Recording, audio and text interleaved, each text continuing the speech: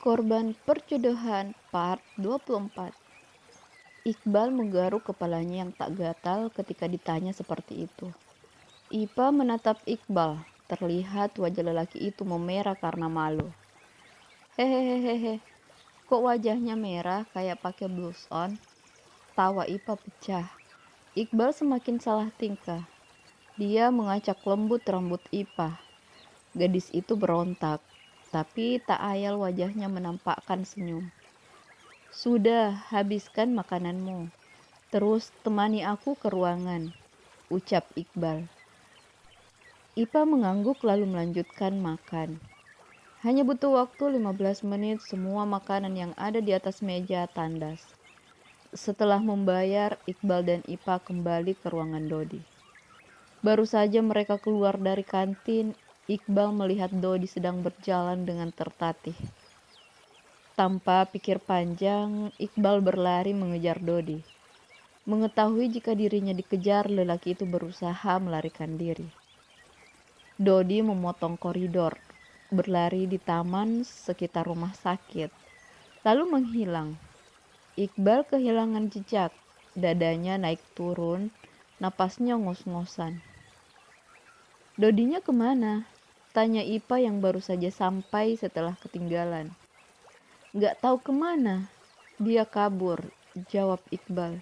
Dia sangat penasaran, kenapa tukang kebun dewa ingin masuk ke rumahnya. Dengan gontai mereka berdua kembali ke ruangan. Karena dikira sudah tak ada yang bisa diambil, maka Iqbal dan Ipa memutuskan pergi dari rumah sakit itu. Mereka baru saja menginjak tempat parkir ketika terlihat kerumunan orang-orang. Ipa penasaran lalu mendekati kerumunan. Alangkah terkejutnya ketika melihat Dodi sedang dihajar beberapa orang. Ipa berlari menghampiri Iqbal. Mas Dodi dikeroyok, teriak Ipa dari jauh. Dia tak sanggup sampai di tempat Iqbal. Mendengar teriakan Ipa, Iqbal segera berlari mendekati Ipa lalu bersama ke asal kerumunan. Susah payah Iqbal dan Ipa menerobos kumpulan orang yang sedang emosi. Untung saja mereka bisa masuk tepat waktu. Terlihat Dodi sudah babak belur. Iqbal melerai satu persatu orang yang memukul. Dia menjelaskan bahwa Dodi adalah pasien yang kabur dari perawatan. Akhirnya orang-orang mengerti. Dia dikeroyok karena berusaha mencuri dompet seseorang di poli. Ipa kembali ke IGD, memanggil perawat untuk mengangkat Dodi dan memberinya pertolongan. Setelah hampir 2 jam, Dodi kembali ditempatkan di ruangan. Kali ini Iqbal sendiri yang menungguinya. Dia tak mau kecolongan. Lagian polisi pasti sebentar lagi datang.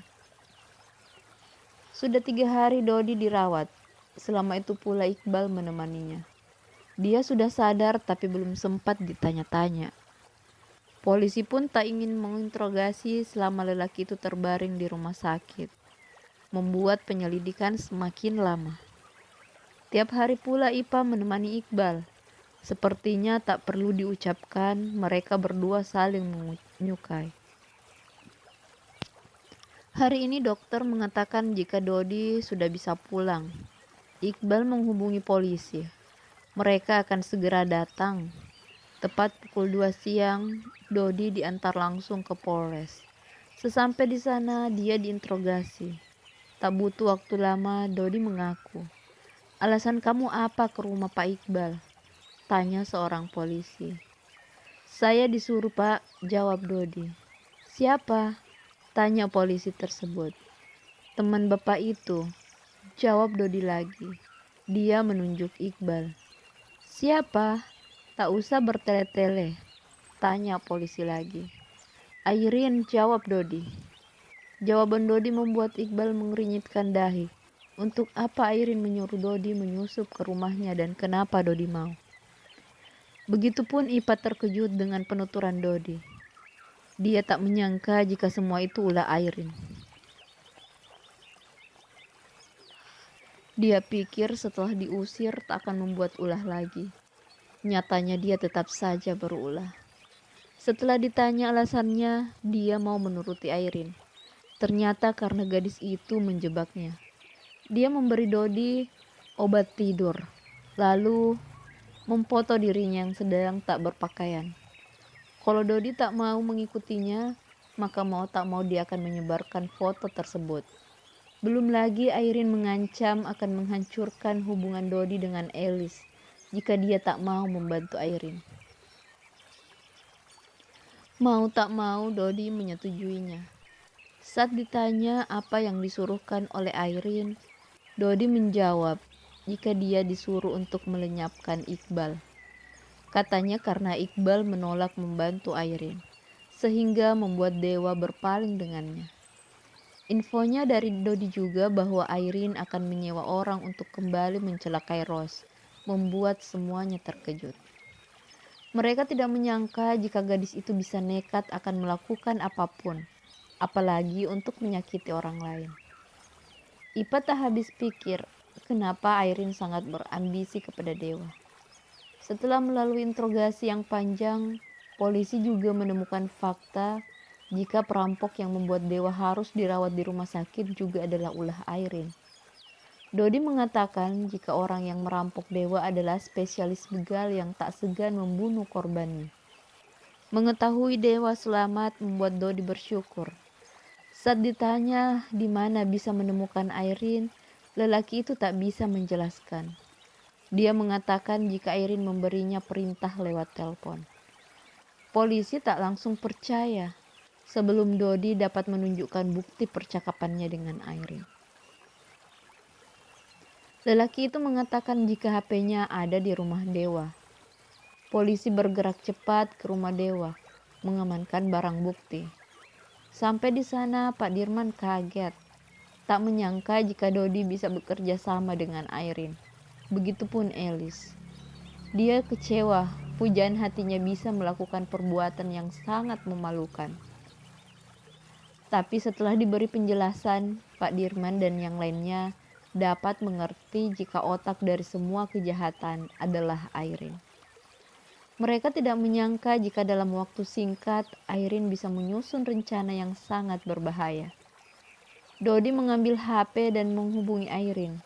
Dia disuruh menyampaikan bahwa Iqbal tak berhasil. Dia bunuh sekarang ada di rumah sakit. Kamu bodoh. Kenapa pekerjaan seperti itu saja kamu gagal? Balasan chat Airin.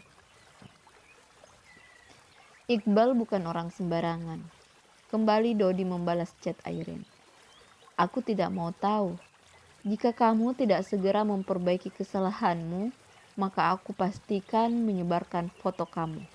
Ancam Airin. Aku butuh uang. Tak mungkin aku masuk ke rumah sakit tanpa membawa apapun. Kirimkan nomor rekening milik kamu, balas Airin. Aku tak punya. Aku ingin kita langsung ketemu. Kembali Dodi memancing Airin. Baiklah, temui aku di kafe boba. Setelah mendapatkan kesepakatan, Dodi menghentikan membalas pesan Airin. Polisi juga telah melacak lokasi tempat Airin. Tapi mereka akan menangkap Airin langsung jika bertemu dengan Dodi.